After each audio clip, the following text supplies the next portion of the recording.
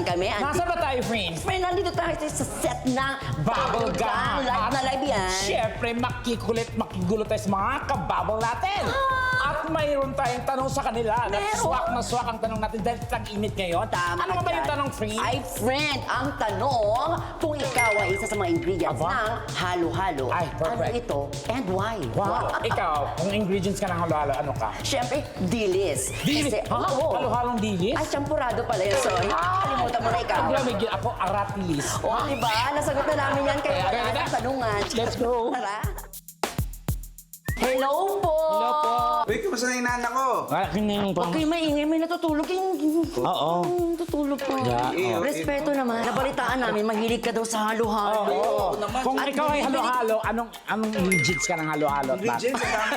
Isa lang, isa lang. Siyempre, halo-halo, yung maraming ingredients yun. Ano? Ube. Ube, bakit ube? Kasi pag may ube, ube. Iba, at itong information dyan, alam nyo ba na pag marami kang kinaing ube sa halo-halo, mas mabaho ang utot mo. Ay, ganun ba? Totoo yun kay Betong, kaya mapaporito mo yun? Thank you. Yung tutulog, dali, gisingin mo. Yan. Baka tulog, mahirap. Ayan. Mahirap gising. Ay, My yun. friend! Ay, friend! Oh my Friend, God! ano na, How friend? are you? are May you? jet lag pa siya. Kasi Yung interview siya ganyan. Wala kang pakialam doon ka sa kusina. dapat na tayo dito, oo. Kung ikaw ay ingredients ng halo-halo, ano ka? Ano ako?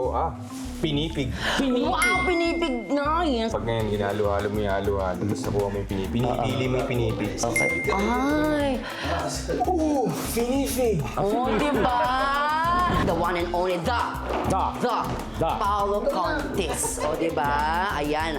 May tanong kami ni Tekla sa'yo. Okay, dahil summer na. Dahil summer na at swak na swak tong tanong namin. Kung ikaw ay ingredients ng halo-halo, ano ikaw? Yes. Leche flan. Ayun, on top, di ba? Bakit top ka ba? Tap ako eh. Yes! Para sa akin yung pinakamasa gatas, di ba? Yun yung leche pinaka- flan, damit sa gatas yan eh. Correct. Kaya pag kumakain ka ng leche flan, pag ginaganda mo yung kain, di ba yung legs mo nakaganon? Yes! Oo nga. Ang ating ka-your honor, syempre, Yes. bebe. Meron kaming katanungan sa'yo, Charis, syempre. At kita mo naman, summer na summer ang Oo, outfit mo bongga, ngayon. bongga. Kaya ang tanong, kung ikaw ay ingredients ng halo-halo, ano ka? Nata de ko. Ayun! Nata de coco. Bakit nata de coco?